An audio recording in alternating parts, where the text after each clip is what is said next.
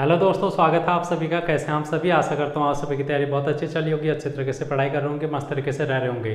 तो दोस्तों आज हम बात करेंगे यूकेपीएससी के आने वाले एग्जाम पटवारी लेखपाल, फॉरेस्ट गार्ड, कन्या सहायक, बंदी रक्षक, आरओ और वीटीयू वीपीटीयू जो भी री एग्जाम होने वाले हैं उन सभी के बारे में हम यहाँ पर डिटेल में चर्चा करने वाले हैं।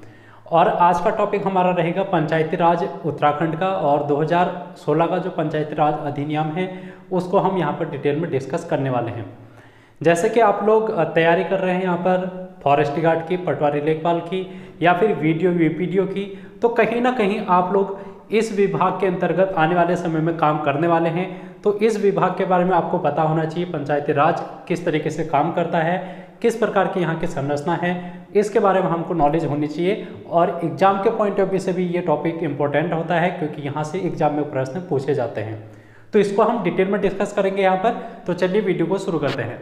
अगर आप लोग जीएस को पढ़ना चाहते हैं डिटेल में, तो अंतिम 50 दिनों के महासंग्राम से जरूर जुड़ना। और रीजनिंग भी आप लोगों को कराई जा रही है, तो रीजनिंग की क्लास भी मैंने आप लोगों को करा रखी है, तो प्लेलिस्ट आप लोगों को मिल जाएगी। साथ में हिंदी की भी आप लोग क्लास दे सकते हैं। तो चलिए वीडियो को शुरू करते हैं। अगर आप नए होंगे तो चैनल को सब्सक्राइब कर लेना। अगर वीडियो आप लोगों को पसंद आती है तो ज़्यादा से ज़्यादा लोगों तक शेयर करना। दोस्तों अगर हम पंचायती राज की बात करें तो पंचायती राज अधिनियम हम लोगों ने पढ़ा था, उसके बाद हमने शहरी स्थानीय स्वशासन भी देखा था, 73वां संविधान संशोधन और 74वां संविधान संशोधन हम लोगों ने भारत के लेवल पर देखा था, और किस प्रकार से यहाँ पर 73वां संविधान संशोधन लागू किया गया वो भी हम लोगों ने देखा। और वहाँ से जितने भी प्रश्न बन सकते थे हम लोगों ने सब डिस्कस कर लिया है। अगर आप लोगों ने वाली क्लास नहीं देखी है तो देख लेना, यहाँ पर आप लोगों को मिल जाएगी प्लेलिस्ट में जाके। दोस्तों अगर हम बात करें भारत में पंचायती राज की, तो 73वां संविधान संशोधन था, भाग 9 जोड़ा गया था इसमें। ये बात आप लोगों को पता है। अनुसूची 11 जोड़ी गई थी, थोड़ा सा रिवीजन आप लोगों का हो जाएगा। तो इसमें 29 विषय हैं जो कि दिए गए थे पंचायती राजों को, तो ये बात भी आप लोगों को ध्यान में रखनी है। उसके अलावा हम लोगों ने देखा था कि किस प्रकार से महत्वपूर्ण अनुच्छेद हैं 243 के 243 ओ तक। हम लोगों ने 16 के 16 अनुच्छेद भी देखे, और वहाँ से आप लोगों के एग्जाम में प्रश्न डायरेक्टली बन जाते हैं किस अनुच्छेद में कौन सी बात लिखी गई है। तो आप लोगों ने अगर अभी तक नहीं पढ़ा है वो वाला टॉपिक जरूर देख लेना। यहाँ पर आप लोगों को प्लेलिस्ट में मिल जाएगा, या फिर इसी वीडियो के लिंक में आप लोग जाएंगे वहाँ पर भी वो चीज़ मिल जाएगी। दोस्तों अब हम आते हैं उत्तराखंड की ओर। उत्तराखंड के बारे में बात अगर हम करें तो उत्तराखंड का गठन तो 2000 में हुआ था, सन 2000 में। लेकिन उत्तराखंड इससे पहले क्या था, यूपी का भाग हुआ करता था, उत्तर प्रदेश का। और उत्तर प्रदेश जब स्वतंत्र हमारा देश हुआ उस समय संयुक्त प्रांत के नाम से जाना जाता था, संयुक्त प्रांत के नाम से उत्तर प्रदेश जाना जाता था। तो यहाँ पर एक अधिनियम था दोस्तों 1947 में, उत्तर प्रदेश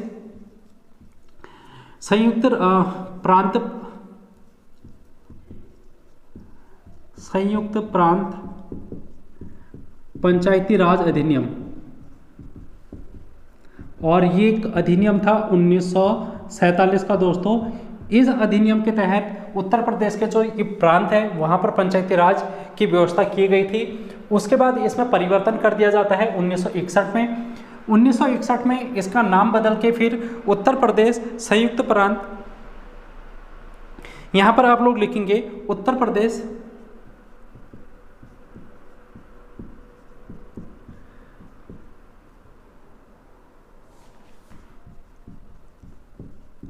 जिला पंचायत एवं क्षेत्र पंचायत अधिनियम 1961। तो ये 1961 में एक अधिनियम आया, उत्तर प्रदेश क्षेत्र पंचायत और जिला पंचायत अधिनियम। तो दोस्तों इस अधिनियम के तहत उत्तर प्रदेश में क्या व्यवस्था की गई, एक व्यवस्था की गई जिसको हम बोलते हैं त्रिस्तरीय पंचायती राज व्यवस्था। त्रिस्तरीय पंचायती राज व्यवस्था को यहाँ पर अपना लिया गया। अब जैसे ही 2000 में उत्तराखंड का गठन हुआ, तो उत्तराखंड में पहली बार वर्ष 2002 और 3 के बीच में एक चुनाव होता है जिसमें पंचायती राज चुनाव हम उसको कहते हैं। तो उत्तराखंड में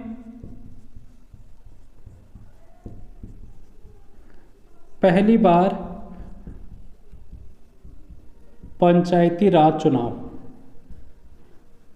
ये आप लोगों से पूछा जा सकता है कि उत्तराखंड में पहली बार पंचायती राज चुनाव कब हुए, 2002-2003 में। और इसमें जो कानून था, जो व्यवस्था चल रही थी दोस्तों, वो यही वाली व्यवस्था थी जो कि 1961 की उत्तर प्रदेश जिला पंचायत और क्षेत्र पंचायत अधिनियम था। इसी अधिनियम के तहत उत्तराखंड में भी पंचायती राज को अपना लिया गया था। तो आप लोगों से पूछा जा सकता है ये वाला प्रश्न, तो आप लोग इसको बताएंगे। उसके बाद इसमें 2008 में एक परिवर्तन होता है, 2008 में, और 2008 में उसकी डेट भी आप लोगों से पूछी जाती है। तो डेट आप लोग लिखना 12 मार्च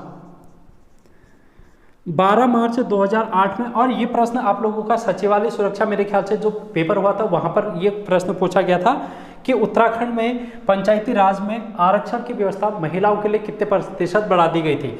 तो उत्तराखंड में पंचायतों में महिला आरक्षण आप लोग लिखेंगे, और महिला आरक्षण 33% से बढ़ाकर 50% कर दिया गया था। ये बात आप लोगों को ध्यान में रखनी है, 50% कर दिया। अब एक क्वेश्चन ये भी पूछा गया है अभी हाल फिलहाल के एक पेपर में कि ये 2008 में जब महिलाओं को आरक्षण 50% किया गया, उस समय उत्तराखंड के सीएम कौन थे? तो ये थे बीसी खंडूरी, भुवन चंद खंडूरी। तो इतनी बात आप लोगों को ध्यान में रखनी है दोस्तों, जो कि उत्तराखंड के अभी तक का इतिहास है, जो कि पंचायती राज का, वहाँ पर से आप लोगों से पूछी जा सकती है। उसके बाद यहाँ पर एक अधिनियम पारित होता है वर्ष 2016 में, जिसको हम बोलते हैं उत्तराखंड पंचायती राज अधिनियम 2016। उसके बाद उत्तराखंड में क्या आता है दोस्तों? उत्तराखंड पंचायती राज अधिनियम 2016 में। और इस अधिनियम के तहत उत्तराखंड ने अपना पंचायती राज यहाँ पर पारित किया। तो आप लोगों से पूछा जा सकता है कि उत्तराखंड ने अपना पंचायती राज कब अपनाया? तो वर्ष 2016 में उत्तराखंड ने उत्तराखंड पंचायती राज अधिनियम 2016 पारित कर उत्तराखंड में पंचायती राज को अपनाया। तो आप लोग यहाँ पर लिखेंगे डेट 4 अप्रैल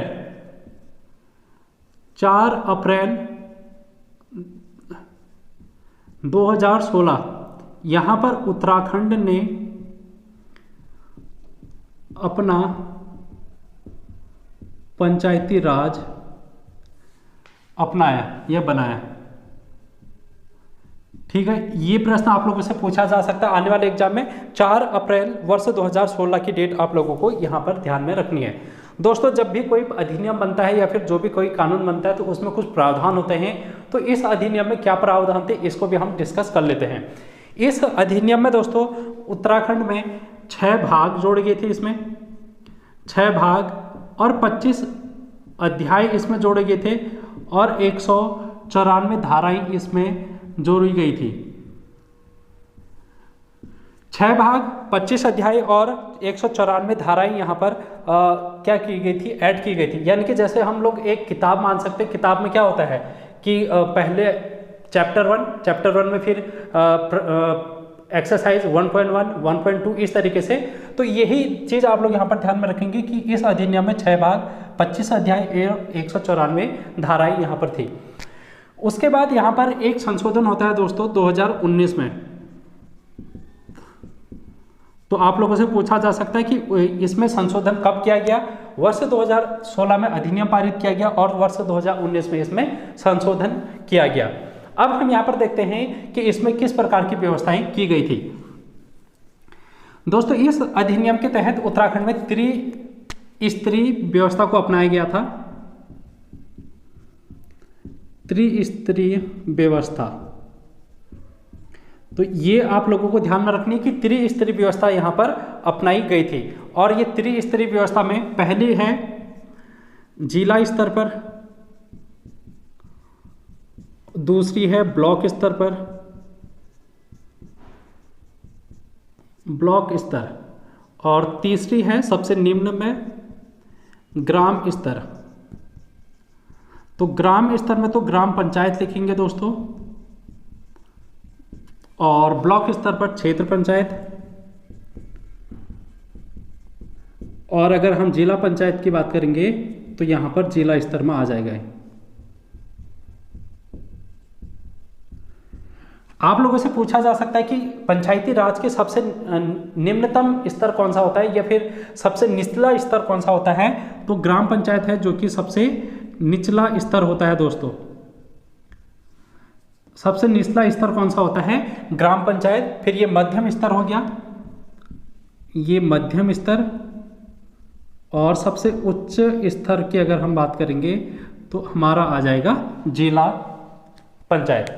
तो इतनी बात है जो कि स्तरीय व्यवस्था में आप लोगों को देखनी है।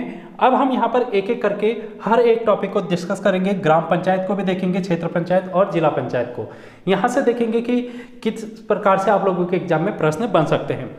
तो चलिए आप लोग इतना नोट डाउन करें, उसके बाद हम आगे को चलते हैं। दोस्तों यहीं पर थोड़ा सा और डिस्कस मैं कर देता हूं, और डिस्कस ये करना है थोड़ा सा टॉपिक से हटकर कि एक होता है ग्राम पंचायत और एक होती है ग्राम सभा। ग्राम पंचायत और ग्राम सभा क्या होती है, इसमें हम थोड़ा सा अंतर देख लेते हैं। एक होता है ग्राम सभा और दूसरा होता है ग्राम पंचायत। क्योंकि ये ग्राम पंचायत है जो कि सबसे निम्नतम स्तर की है, तो इसलिए आप लोगों को यहाँ पर थोड़ा सा ध्यान में रखना है कि ग्राम सभा और ग्राम पंचायत क्या होती है। दोस्तों अगर मैं बात करूँ, आप अपना एक जो आपका गांव है उसको थोड़ा सा एज्यूम कर लें कि आपके गांव की बात हो रही है। तो मैं अपना गांव मान लेता हूँ, आप अपना गांव मान लें। तो दोस्तों ये गांव है, इस गांव में लगभग आप लोग मान लो कि 500 लोग हैं। इसमें क्या है, 500 लोग रहते हैं इस गांव में, ठीक है। हम लोग देखने वाले हैं कि ग्राम सभा और ग्राम पंचायत क्या होती है। और अगर ये एक क्षेत्र है, इस क्षेत्र में 500 लोग रह रहे हैं और ये एक गांव है, तो दोस्तों यहाँ पर ऐसा भी तो होगा कि कुछ लोग होंगे जो कि 18 साल से कम होंगे और कुछ लोग 18 साल से अधिक होंगे। जो भी लोग 18 प्लस आयु के होंगे, 18 प्लस आयु के, तो ये क्या कर सकते हैं, चुनाव में भाग ले सकते हैं, मतदान कर सकते हैं। ये कौन कर सकते हैं, 18 प्लस की आयु वाले। और हम मान लेते हैं कि 400 लोग ऐसे हैं जो कि इसमें आते हैं, जो कि मतदान कर सकते हैं दोस्तों।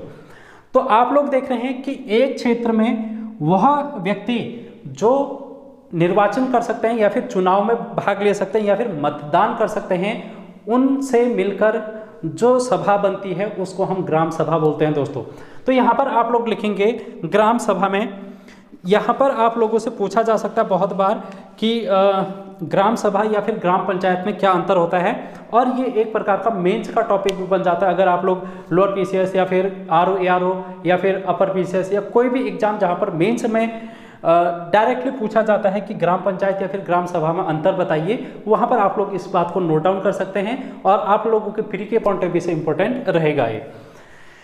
तो यहाँ पर हम लोग लिखेंगे पूर्ण रूप से जनता की सभा होती है, जनता की सभा, यानी कि पूर्ण रूप से जनता की ये क्या होती है, सभा होती है। और इसमें सदस्य कौन होंगे दोस्तों, इसके सदस्य कौन होंगे, 18 प्लस आयु वाले लोग होंगे। जो भी 18 प्लस की आयु के हैं वो क्या होंगे, इसके सदस्य होंगे।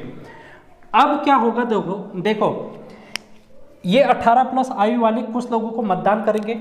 इस 400 में से कुछ लोग होंगे जो कि चुनाव के लिए लड़ेंगे। जो भी हमारा पंचायती राज अधिनियम है, ग्राम पंचायत का चुनाव लड़ेंगे।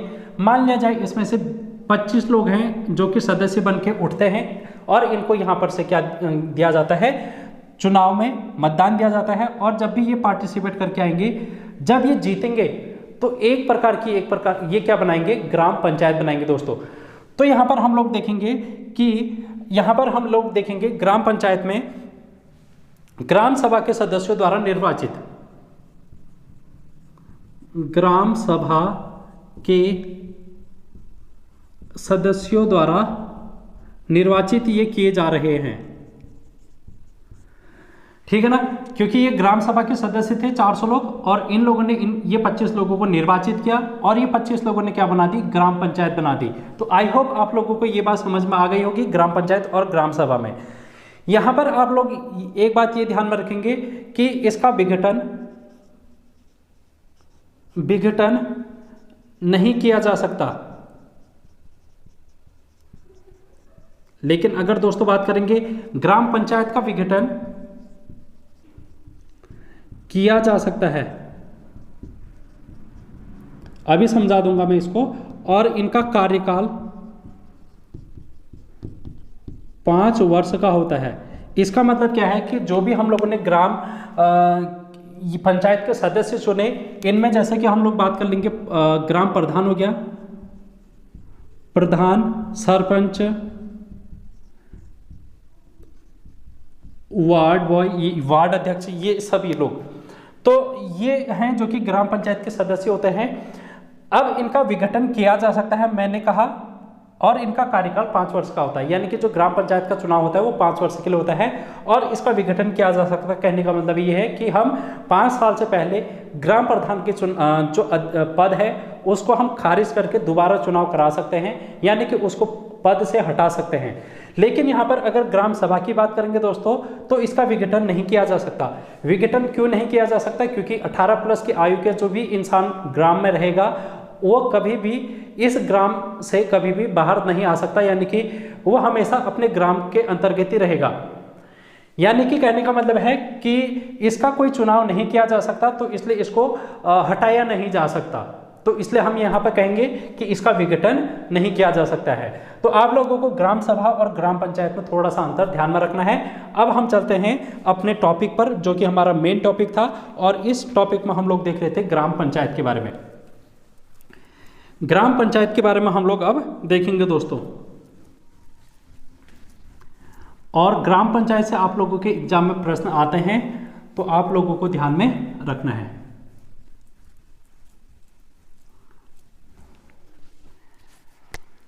यहां पर हम ग्राम पंचायत की बात कर रहे हैं, जो कि सबसे निचला स्तर है।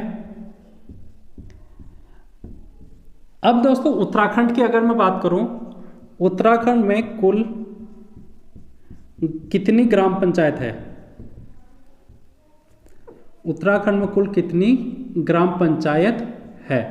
तो दोस्तों इसका आप लोग आंसर लिखेंगे 7,791।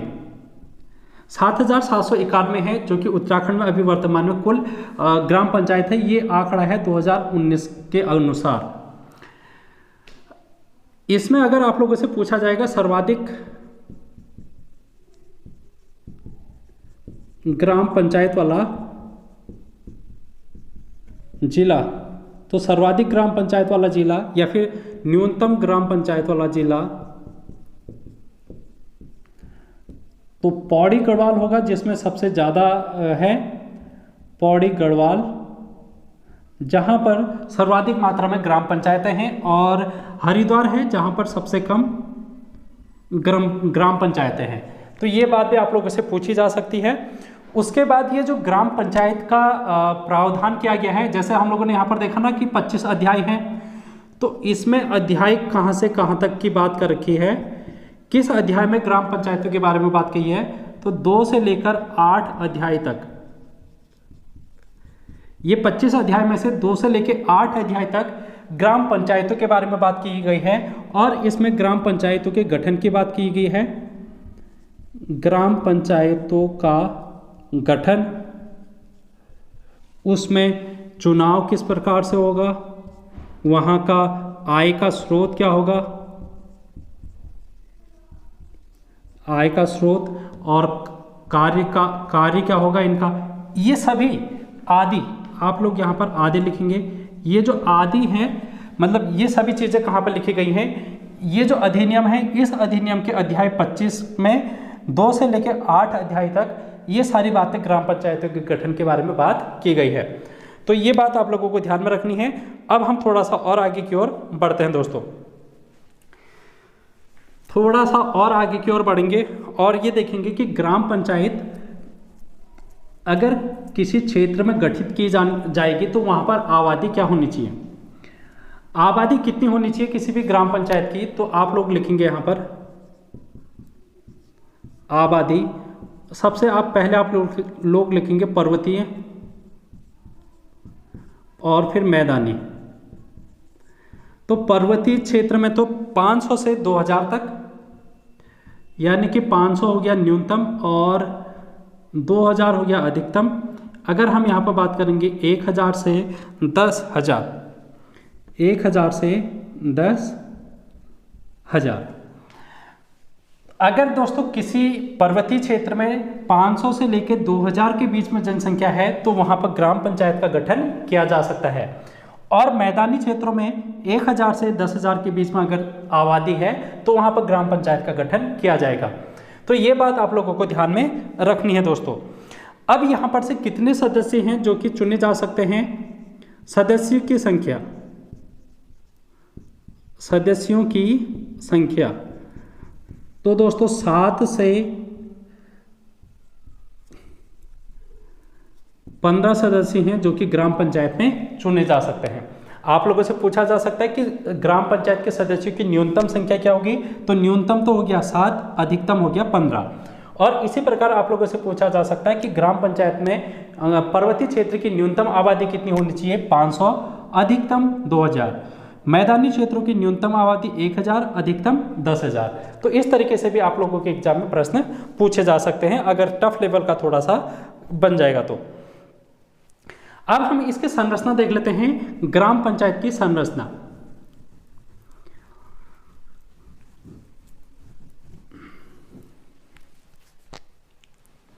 दोस्तों अगर हम संरचना की बात करेंगे, ग्राम पंचायत की संरचना का मतलब कौन कौन लोग इसमें शामिल होंगे।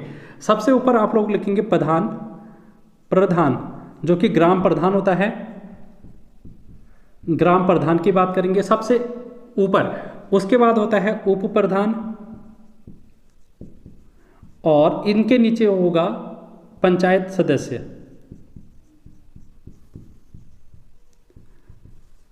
तो सबसे निम्नतम स्तर पर क्या होगा? ग्राम पंचायत सदस्य। तो ये इसकी संरचना है। इसमें 3 लोग होते हैं, एक होता है ग्राम प्रधान, दूसरा होता है उप प्रधान और फिर पंचायत के सदस्य दोस्तों। और अब हम देख लेते हैं कि इनका चुनाव किस प्रकार से किया जाता है। चुनाव, अगर हम प्रधान की बात करेंगे दोस्तों तो ग्राम प्रधान का चुनाव 18+ आयु के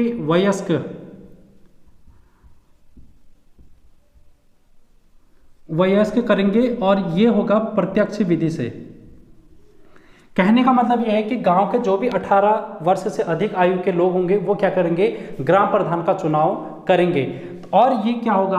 प्रत्यक्ष विधि इसको हम कहते हैं। जब हम डायरेक्टली जनता किसी भी इंसान को चुनती है, किसी भी पद में बैठे व्यक्ति को चुनती है तो उसको हम प्रत्यक्ष विधि कहते हैं। अब ये जो ग्राम पंचायत के सदस्य हैं इनका चुनाव कौन करेगा? इनका चुनाव भी ग्राम के जो 18+ की जनसंख्या है, आयु के वयस्क, यानी कि ये भी क्या है? एक प्रकार की प्रत्यक्ष व्यवस्था है। प्रत्यक्ष विधि के द्वारा हम पंचायत के सदस्यों का चुनाव करते हैं। लेकिन अगर उप प्रधान की बात करेंगे दोस्तों तो ये अप्रत्यक्ष विधि के द्वारा चुन के आएगा, अप्रत्यक्ष।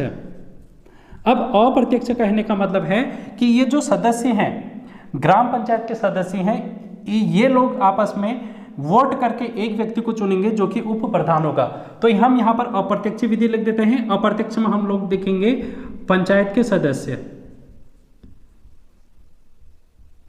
ठीक है, ये बात आप लोगों को ध्यान में रखनी है दोस्तों।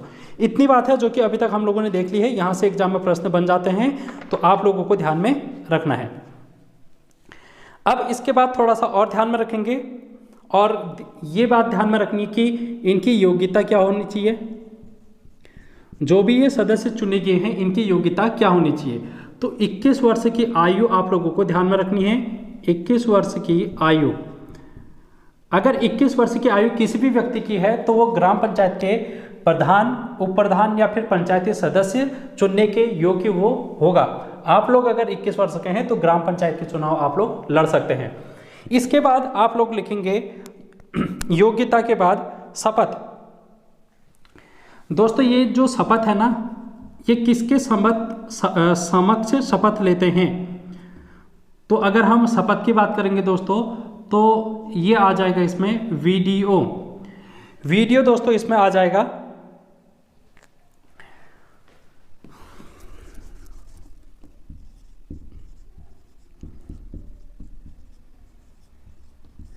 BDO, वीडियो नहीं BDO, ब्लॉक डेवलपमेंट ऑफिसर। ठीक है। तो ब्लॉक डेवलपमेंट ऑफिसर है जो कि इनको शपथ दिलाएंगे दोस्तों। अगर ये इस्तीफा की बात करेंगे तो इस्तीफा कहाँ किसको दिया जाएगा, ये जो भी प्रधान, उप प्रधान या फिर पंचायती जो सदस्य हैं ये किसको इस्तीफा देंगे, अगर 5 वर्ष से पहले इनको हटा दिया जाएगा तो ये किसको इस्तीफा देंगे। तो दोस्तों आप लोग लिखना इस्तीफे के बारे में कि ये डीपीआरओ का फुल फॉर्म लिखेंगे डिस्ट्रिक्ट पंचायती राज ऑफिसर।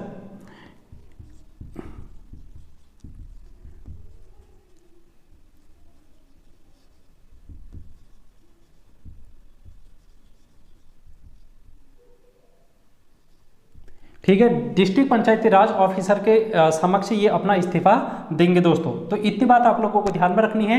अब कार्यकाल अगर हम देखें, कार्यकाल तो 5 वर्ष का इनका क्या होता है, कार्यकाल होता है। और 5 वर्ष से पहले हम लोग इनमें से देखेंगे, अभी हम लोगों ने जब देखा कि ग्राम सभा और ग्राम पंचायत में अंतर देखा, हम लोगों ने वहां पर देखा कि ग्राम पंचायत को विघटित किया जा सकता है और इसका विघटन किस प्रकार से किया जाएगा। विघटन दोस्तों अविश्वास प्रस्ताव के द्वारा।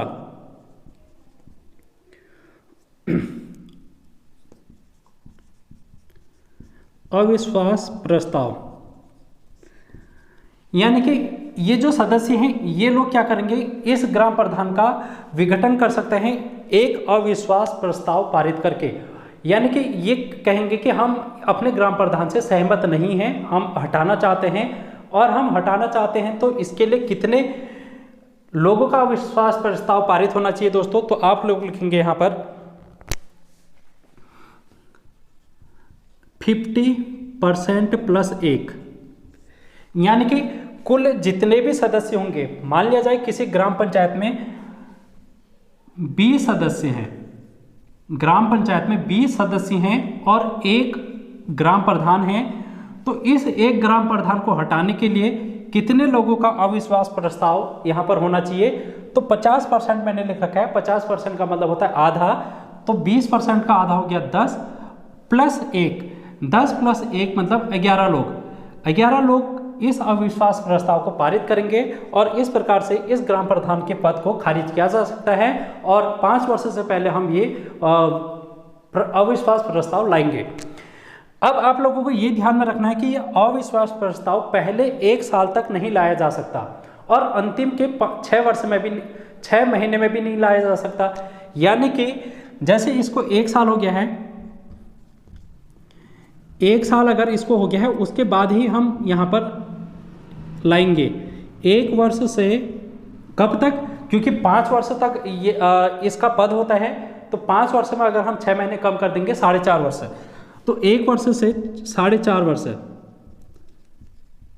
के बीच। तो ये बात आप लोगों को ध्यान में रखनी है दोस्तों।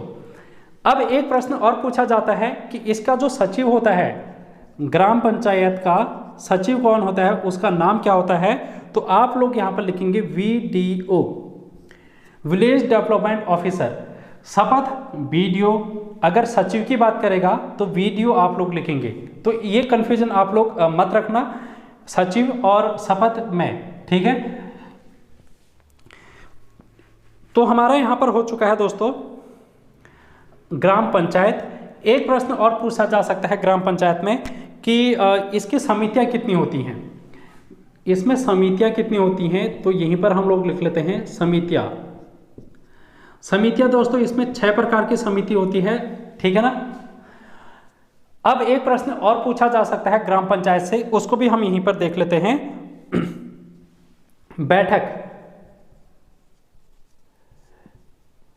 बैठक अगर हम देखेंगे प्रति माह, यानी कि हर महीने एक बैठक होगी, साल में 12 बैठक, 12 एक साल में, एक वर्ष में 12 बैठक होंगी इसमें। लेकिन अगर एक वर्ष में हर महीने बैठक ना भी की जाए तो काम चल जाएगा। लेकिन दोस्तों अगर 2 महीने के अंतर में एक बैठक होना बहुत जरूरी है, यानी कि 60 दिन, 60 दिन के बीच से ज़्यादा का समय नहीं होना चाहिए। अगर 60 दिन से नीचे का समय है तो वहाँ पर एक बैठक हो जानी चाहिए। तो आप लोगों से पूछा जा सकता है कि 2 बैठकों के बीच का न्यूनतम समय कितना है, तो आप लोग लिखेंगे 60 दिन। तो यहीं पर लिख देता हूँ 2 बैठकों के बीच का समय, तो यहाँ पर आप लोग लिखेंगे 2 माह। 2 माह का इनके 2 बैठकों के बीच का समय होना चाहिए। तो ये हो चुका है हमारा ग्राम पंचायत। इसके बाद हम बात करेंगे दोस्तों ब्लॉक स्तर पर। इसके बाद हम बात करेंगे ब्लॉक स्तर पर।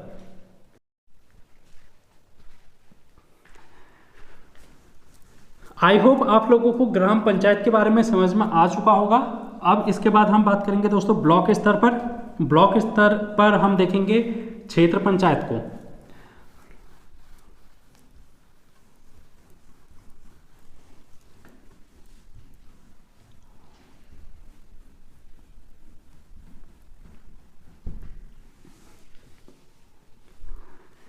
आप लोग हेडिंग डालना क्षेत्र पंचायत।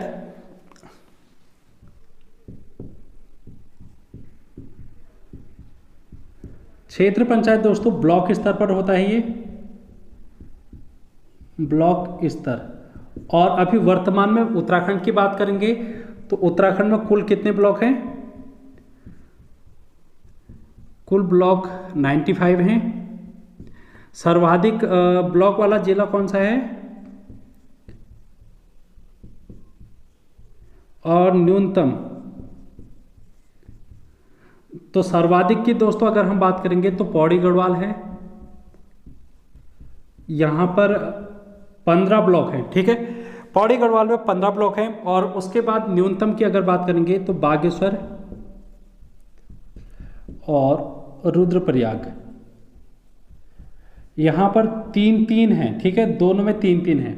तो न्यूनतम की अगर बात करेगा तो बागेश्वर और रुद्रप्रयाग आप लोगों का आंसर होना चाहिए।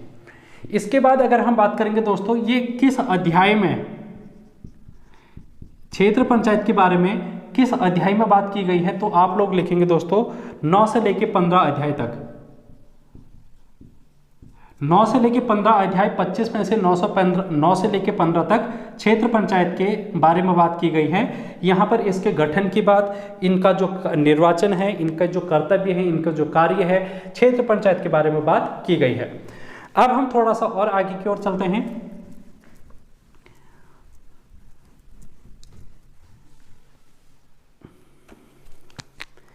यहां पर आप लोग लिखेंगे आबादी।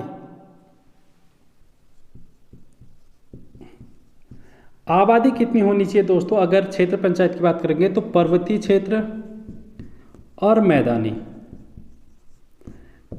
तो पर्वतीय क्षेत्र में दोस्तों 25,000 की जनसंख्या होनी चाहिए, 25,000 न्यूनतम जनसंख्या। और अगर हम मैदानी की बात करेंगे तो 50,000। अब ये 25,000 में से कितने सदस्य चुन के आएंगे क्षेत्र पंचायत में, ये भी आप लोग लिख लें। सदस्य, तो सदस्य दोस्तों इसमें 20 से 40 सदस्य, और यहां पर भी 20 से 40 सदस्य।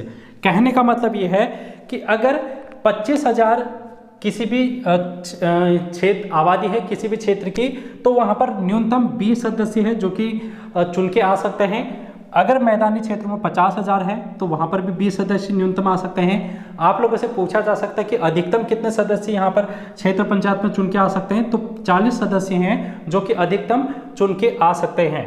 तो ये बात आप लोगों को ध्यान में रखनी है। अब हम यहीं पर थोड़ा सा और देख लेते हैं। इनकी आयु, आप लोग आयु तो 21 वर्ष आयु होनी चाहिए इनकी। और कार्यकाल, कार्यकाल में 5 वर्ष आप लोग लिखेंगे। कार्यकाल 5 वर्ष, आयु 21 वर्ष। और इसके अलावा जो भी आप लोगों के एग्जाम के लिए इम्पोर्टेंट होगा, यहाँ पर हम लोग संरचना देखेंगे। इसके बाद संरचना, जैसे अभी हमने ग्राम पंचायत में संरचना देखी, यहाँ पर भी हम संरचना देखेंगे। एक होता है इसमें अध्यक्ष, उसके बाद होता है उपाध्यक्ष, और उसके बाद होता है सदस्य। अब देखो, जो ये अध्यक्ष होता है इसको हम ब्लॉक प्रमुख बोलते हैं दोस्तों, ब्लॉक प्रमुख। उसके बाद जो ये उपाध्यक्ष होता है इसको उप प्रमुख बोलते हैं, उप ब्लॉक प्रमुख। और इसी उपाध्यक्ष में एक इसी के नीचे काम करता है दोस्तों, उप ब्लॉक प्रमुख के नीचे, जिसको हम बोलते हैं कनिष्ठ उप ब्लॉक प्रमुख। यानी कि ये जो उपाध्यक्ष है इसमें दो पद होते हैं, एक तो होता है उप ब्लॉक प्रमुख और इसके नीचे जो होगा उसको हम कनिष्ठ उप ब्लॉक प्रमुख बोलेंगे, और सबसे नीचे होंगे सदस्य। ठीक है, तो ये बात आप लोगों को ध्यान में रखनी है। यहां पर कौन होंगे? क्षेत्र पंचायत के सदस्य यहां पर हो जाएंगे। अब हम यहां पर चुनाव देख लेते हैं। चुनाव, तो ये जो क्षेत्र पंचायत के सदस्य हैं ये तो प्रत्यक्ष विधि के द्वारा होगा। प्रत्यक्ष का मतलब अभी हम लोगों ने देखा 18 वर्ष की आयु के वयस्क, जो भी 18 प्लस के आयु के लोग होंगे वो क्या करेंगे? क्षेत्र पंचायत के सदस्यों का चुनाव कर सकते हैं। अब अगर हम बात करेंगे ब्लॉक प्रमुख की, उप ब्लॉक प्रमुख और कनिष्ठ उप ब्लॉक प्रमुख की, तो इनका चुनाव दोस्तों अप्रत्यक्ष विधि के द्वारा होता है। और अप्रत्यक्ष विधि कहने का मतलब है ये जो सदस्य चुन के आए हैं क्षेत्र पंचायत के सदस्य, ये क्षेत्र पंचायत के सदस्य अपने में से एक ब्लॉक प्रमुख, एक को उप ब्लॉक प्रमुख और एक को कनिष्ठ उप ब्लॉक प्रमुख का चुनाव करेंगे और इनको चयनित करके क्षेत्र पंचायत में लाएंगे। तो इतनी बात है जो कि आप लोगों को ध्यान में रखनी है दोस्तों। ठीक है ना? तो इतना आप लोगों ने लिख लिया होगा, आई होप। इसके बाद थोड़ा सा और चर्चा करेंगे हम क्षेत्र पंचायत में।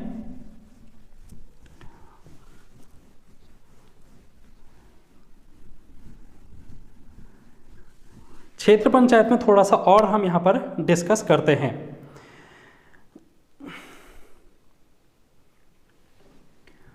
दोस्तों अगर हम शपथ की बात करेंगे तो ये शपथ एसडीएम के सामने लिखते हैं, और त्याग पत्र की बात करेंगे अगर, तो ये डीएम को अपना त्याग पत्र देते हैं, डीएम को।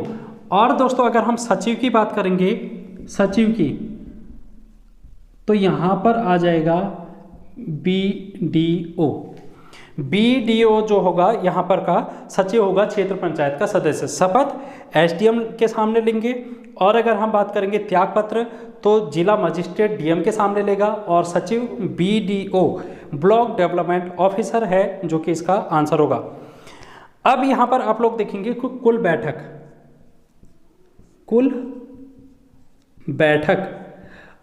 एक साल में 4 बैठकें यहां पर की जाती हैं। कितनी बैठक दोस्तों? एक साल में 4 बैठक होंगी। और गणपूर्ति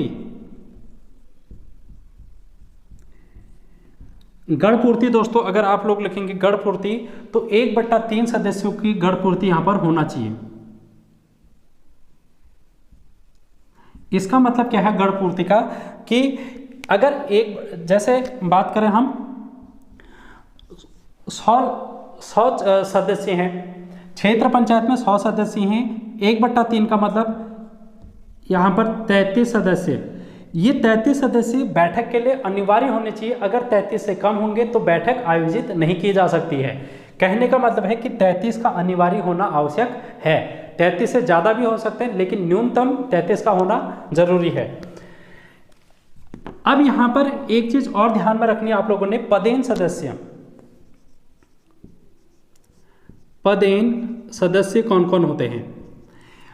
ये गणपूर्ति के लिए 1/3 सदस्य तो होंगे, लेकिन इस बैठक में कुछ और सदस्य होते हैं जो कि पदेन सदस्य होते हैं। ये पदेन सदस्य कौन कौन होते हैं इनको आप लोग लिख लें। तो पदेन सदस्य में ग्राम प्रधान आता है, एक ग्राम प्रधान। जैसे क्षेत्र पंचायत है दोस्तों, मैं अगर अपनी क्षेत्र पंचायत की बात करूंगा, कोई एक मेरी क्षेत्र पंचायत है, यानी कि मेरा ब्लॉक ए ब्लॉक मान लेते हैं, इसका नाम ए है। इस ए ब्लॉक के अंतर्गत जितने भी प्रधान आएंगे, जितने भी ग्राम प्रधान आएंगे, यहाँ पर मान लिया जाए 3 ग्राम प्रधान है इस ए ब्लॉक के अंतर्गत, तो ये 3 के 3 प्रधान इसके पदेन सदस्य होंगे। उसके अलावा लोकसभा सदस्य, यानी कि ये जो ए ब्लॉक है ये किस लोकसभा क्षेत्र में आ रहा है, कोई ना कोई लोकसभा के जो क्षेत्र होगा यहाँ पर, तो उस लोकसभा का कौन सा सदस्य चुन के आया है वो भी इसका एक पदेन सदस्य होगा। इसी प्रकार राज्यसभा सदस्य और एक होगा यहाँ का विधायक, यानी कि इस क्षेत्र का कौन विधायक है वो भी इसका पदेन सदस्य होगा। तो कितने पदेन सदस्य होगी, 1 2 3 4 होते हैं इसमें पदेन सदस्य। दोस्तों ये बात भी आप लोगों को ध्यान में रखनी है। अब क्या ध्यान में रखना है, ये जो पदेन सदस्य होते हैं ये बैठक में भाग लेते हैं, बैठक में भाग व मत दान भी करते हैं। क्या करते हैं दोस्तों, अगर कोई भी प्रस्ताव लाया जा रहा है इस बैठक में, किसी भी बात पर चर्चा की जा रही है, तो वहां पर तो ये पदेन सदस्य भाग लेंगे ही लेंगे और मतदान भी करेंगे। किसी पक्ष में आप लोगों को मतदान करना है तो वहां पर ये मतदान कर सकते हैं, अपना अन्य जो मत है बहुमूल्य मत उसको दे सकते हैं। लेकिन दोस्तों अगर बात करेंगे अविश्वास प्रस्ताव, ये जो क्षेत्र पंचायत है इसके अध्यक्ष और उपाध्यक्ष के खिलाफ अगर अध्यक्ष और उपाध्यक्ष के खिलाफ ये जो अविश्वास प्रस्ताव लाया जाएगा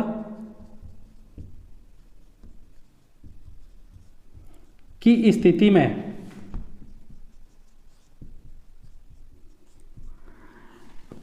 मत देने का अधिकार नहीं है इनको।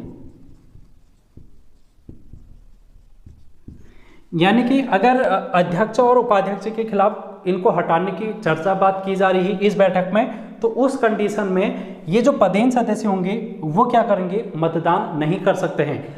अन्य किसी भी विषय में मतदान कर सकते हैं, सिर्फ एक विषय जिसमें अविश्वास प्रस्ताव लाया जाएगा वहां पर ये मतदान नहीं कर सकते हैं। तो ये बात आप लोगों को ध्यान में रखनी है जो कि पदेन सदस्य से पूछा जा सकता है। तो ये हो गया इसके पदेन सदस्य, मैं इसको रफ कर दे रहा हूं। इसके बाद हम देखेंगे आमंत्रित सदस्य। क्या देखेंगे दोस्तों, आमंत्रित सदस्य। तो आमंत्रित सदस्य भी आप लोग लिख लो।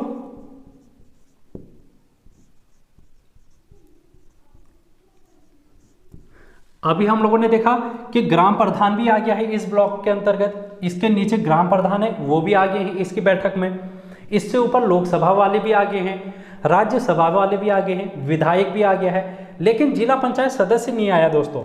तो हम लोग यहाँ पर लिखेंगे जिला पंचायत सदस्य। इस क्षेत्र में ये जो ब्लॉक है इसके ब्लॉक में कौन सा जिला आ रहा है और वहां से कौन सा जिला पंचायत सदस्य है वो इसका आमंत्रित सदस्य होगा। तो जिला पंचायत सदस्य। अब इसकी क्या खासियत है देखो, जैसे आमंत्रित है तो इसको ये मेहमान की तरह है, एक प्रकार से चीफ गेस्ट जिसको हम बोलते हैं, ठीक है। चीफ गेस्ट है तो ये कोई भी काम नहीं करेगा, यानी कि ये ना ही मतदान देगा ना ही अविश्वास प्रस्ताव में मतदान देगा। तो किसी भी स्थिति में मतदान देने की इसको अधिकार नहीं होता है, किसी भी स्थिति में मतदान नहीं करेगा ये, ठीक है। तो इतनी बात है जो कि आप लोगों को क्षेत्र पंचायत से ध्यान में रखनी है। तो मेरे ख्याल से इतना यहाँ से पूछा जाएगा। और एक दो प्रश्न और आप लोग लिख सकते हैं, जैसे कि अगर इसकी बात करें हम समिति की, तो यहाँ पर 6 समितियाँ होती हैं, 6 समितियाँ। और अभी हम लोगों ने देखा कि अविश्वास प्रस्ताव, अविश्वास प्रस्ताव दोस्तों 2/3 सदस्यों द्वारा पारित, यानी कि ये जो अध्यक्ष है उसके खिलाफ अगर उसको हटाना है तो कुल सदस्यों में से 2/3 सदस्य होने चाहिए जो कि इस अविश्वास प्रस्ताव के पक्ष में होने चाहिए। तो 2/3 सदस्य आप लोगों को ध्यान में रखना है। तो ये क्षेत्र पंचायत सदस्य हो गया है हमारा। यहाँ पर से आप लोगों के एग्जाम में क्वेश्चन पूछे जा सकते हैं, ठीक है ना। अब हम चलेंगे अगला, जिला पंचायत। अब हम सबसे उच्च स्तर में पहुंचेंगे दोस्तों, जिसको हम बोलते हैं जिला पंचायत, और जिला पंचायत से भी आप लोगों को पूछे जा सकते हैं प्रश्न।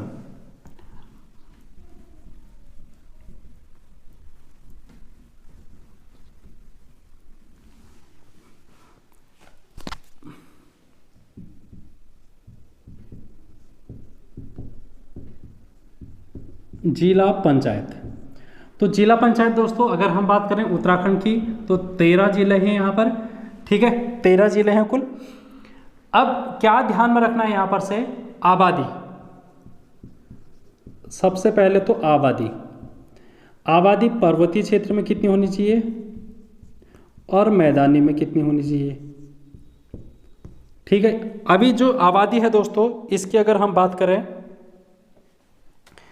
तो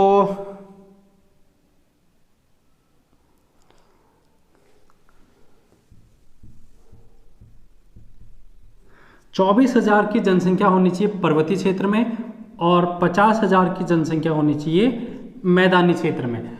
और ये 24,000 में से 2 सदस्य यहाँ पर चुन के आएंगे और यहाँ से भी 2 सदस्य, यानी कि 24,000 में 2 सदस्य चुन के आएंगे और मैदानी क्षेत्रों में 50,000 में 2 सदस्य जिला पंचायत के चुन के आएंगे। अब आबादी हम लोगों ने देख ली, योग्यता हम लोग देख लेते हैं। योग्यता 21 वर्ष, कार्यकाल ये 5 साल के लिए चुने जाते हैं, 5 वर्ष के लिए। अब ये शपथ का किसके सामने लेंगे दोस्तों, शपथ, तो शपथ में आप लोग लिखेंगे, शपथ में ये डीएम के समक्ष शपथ लेंगे, ठीक है ना, डीएम। और त्यागपत्र भी ये डीएम के समक्ष लेंगे।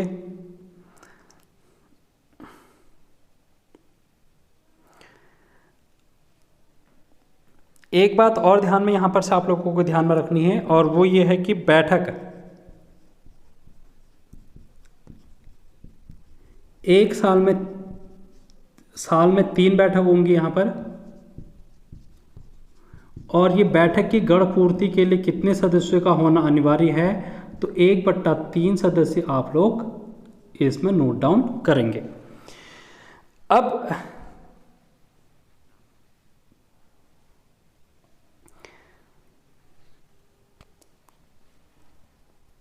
अब इसमें थोड़ा सा और ध्यान में रखना है, जो कि हम लोग देख लेते हैं।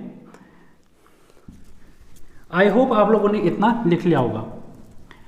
तो पदेन सदस्य आप लोगों से पूछे जाते हैं और आमंत्रित सदस्य इसमें कोई नहीं होता है, ये बात आप लोगों को ध्यान में रखना है। तो पदेन सदस्य आप लोग लिखेंगे, पदेन सदस्य में दोस्तों क्षेत्र पंचायत के सदस्य,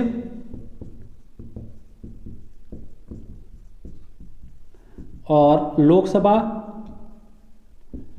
सदस्य, राज्यसभा सदस्य, जो भी उस क्षेत्र के राज्यसभा के सदस्य होंगे, जो भी उस क्षेत्र के विधायक होंगे, वो सभी क्या होंगे, इसके पदेन सदस्य होंगे। और ये ध्यान में रखना है कि यहाँ पर ग्राम प्रधानों का कोई भी रोल नहीं है इस पदेन सदस्य में, यानी कि ग्राम प्रधान यहाँ पर नहीं आ सकते हैं। तो ये बात आप लोगों को ध्यान में रखनी है। अब एक बात ये ध्यान में रखनी है कि ये सभी लोग क्या करते हैं, बैठक में भाग लेते हैं और मतदान कर सकते हैं, परंतु अध्यक्ष और उपाध्यक्ष के खिलाफ अविश्वास प्रस्ताव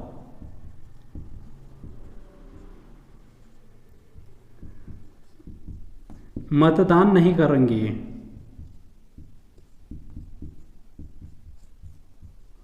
ठीक है, तो ये बात भी आप लोगों को ध्यान में रखनी है दोस्तों। अच्छा, मैंने आप लोगों को इनकी संरचना नहीं बताई थी मेरे ख्याल से।